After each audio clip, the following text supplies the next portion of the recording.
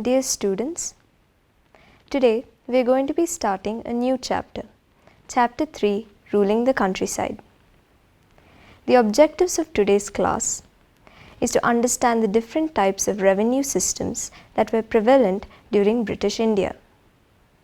Also, to understand these different revenue systems, namely the permanent settlement or the zamindari system, the mahalwari system and the raitwari system. By the end of today's lesson, we hope that you will be able to understand how the British used these different revenue systems in order to further their own objective of doing trade and making profits in India.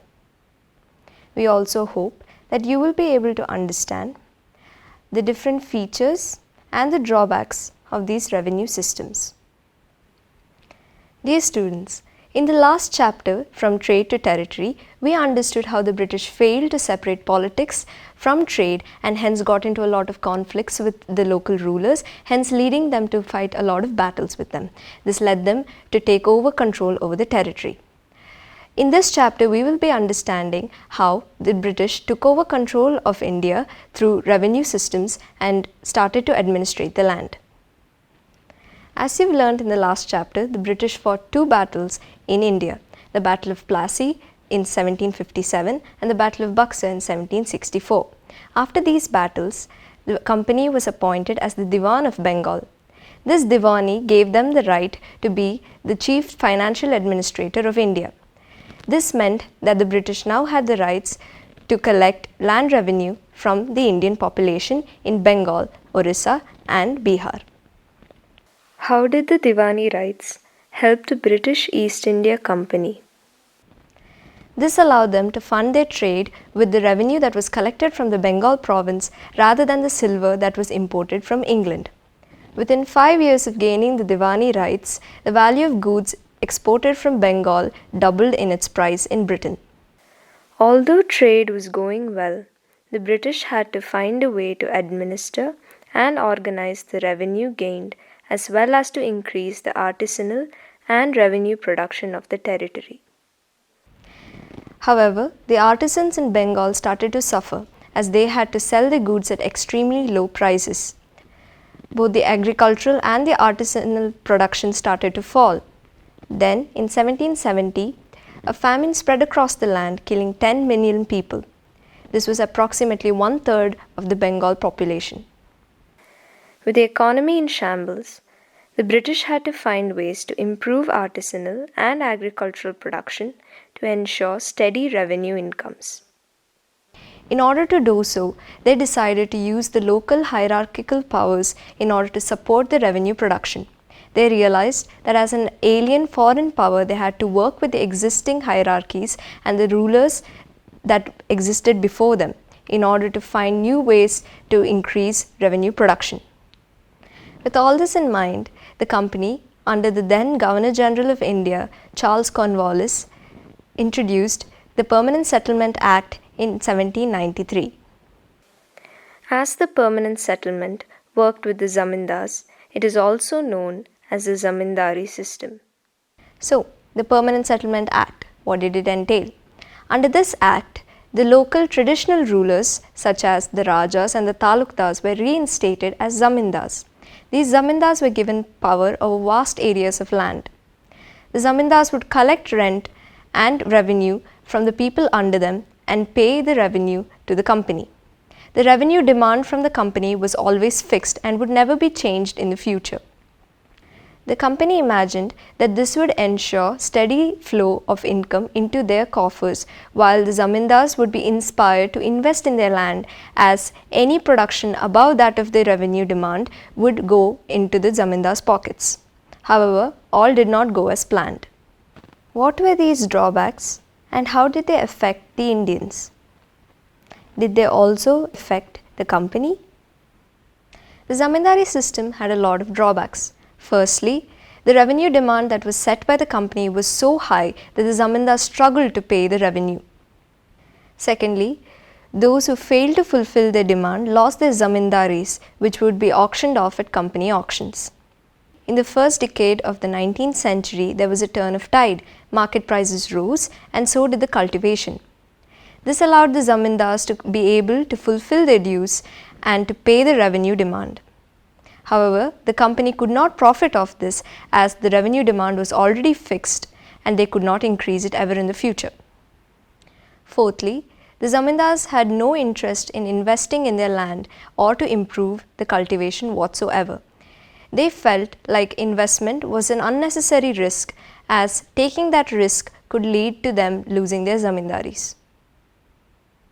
Even though the zamindars managed to pay their dues and even make profit later on, the cultivators or the tenants under them found it way too hard to pay the rent to the zamindars. The rent was almost way too high and they had to take debts in order to stay in the land that was given to them. Their claim on the land was always too insecure, as if they failed to pay their rents they would be evicted from the place, leaving them without a job to pay off their debts or to make ends meet. Think about being in the position of the zamindars. What would you do in their place? Sometimes some of the more powerful or the richer cultivators or ryots often gave out their land to other ryots who became under ryots or under tenants who paid rent to them. In 1806, H.T. Colebrook wrote about the situation of the under ryots and had this to say: "The under tenants, depressed by an excessive rent in kind and by usurious returns, that is, by taking loans with high rates of interest, for cattle, seed, and subsistence, advanced to them, can never extricate or remove themselves from debt." Or simply put, the under tenants could not pay the high rents and had to take out loans for seed, for soil, and sometimes even for food. With so terrible a situation, they could hardly even work properly, and in return they got very little money. This left them in a cycle of crushing debt.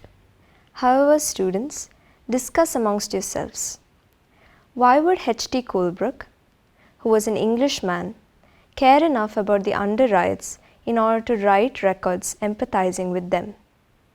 Did he have a deeper intention, or was it just empathy?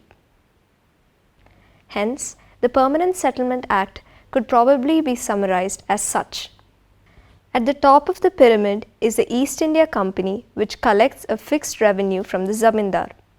The zamindar collects rent from the cultivators, who sometimes either give out land to the under ryots or hire landless laborers to work on their land. Was the company satisfied with the permanent settlement? Was it everything that they had hoped for? The company later started to face difficulties with the Permanent Settlement Act. How could the revenue demand be fixed when changing times brought on changing tides, and that meant that there was a lot of expenses that the company had to cover both administrationally and in trade? The company had expected large profits, but that did not happen, and hence they decided that it needed a change. A new system had to be created.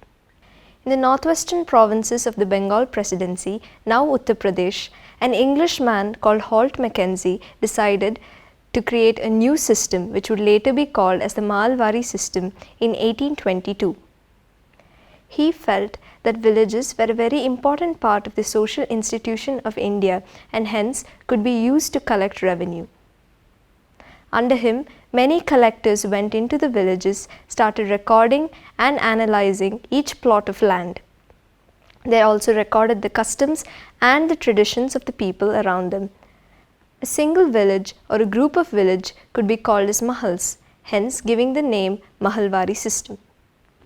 In this system, each plot of land was estimated for the amount of revenue that it was capable of producing based on its size, its yield, and the rights and the traditions of the people.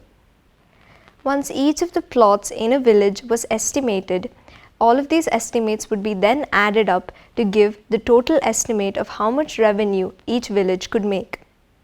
This revenue was then demanded and the revenue would be collected by the village headman rather than the zamindars.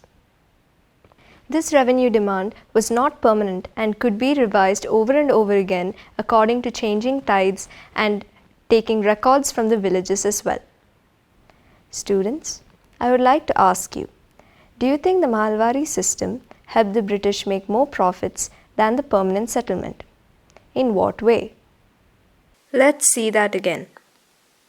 In the Mahalwari system, the estimated revenue of each plot is calculated by the collectors.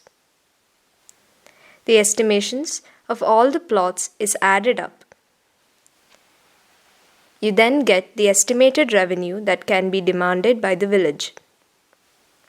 This revenue is then collected by the village headman. The East India Company receives the revenue collected. That was that for northern India. So what about the south? Well, in the south as well, there was a similar move away from the permanent settlement. This new system was called as the Rayatwari system. It was first experimented on a small scale by Captain Alexander Reed. He experimented this system in the areas that were taken over from the battles with Tippu Sultan. This system was later developed and expanded all over South India by the then Governor of Madras, Thomas Munro. Both Munro and Reed realized that there were no traditional local rulers like the zamindars in the south. This meant that they needed a new system in place. Instead of the traditional zamindars in the north, there were ryots or cultivators in the south who had tilled over their lands for generations. The system, hence, they thought, had to work directly with them. Their lands had to be carefully surveyed and assessed of the amount of revenue they were each capable of producing. The British would then collect the revenue directly from them. Let's look at that again.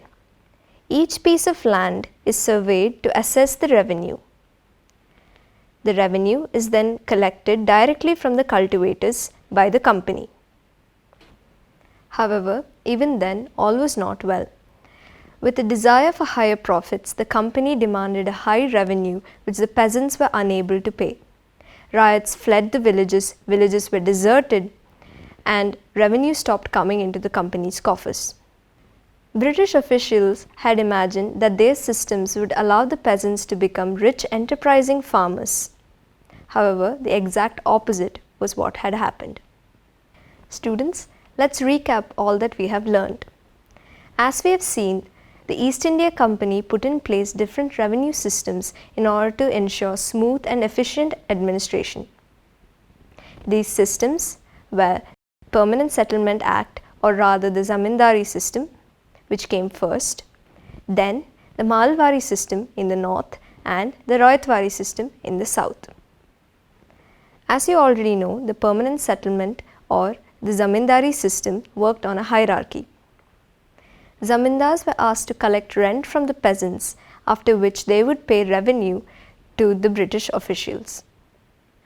The amount to be paid to the company was always fixed and would never be changed in the future.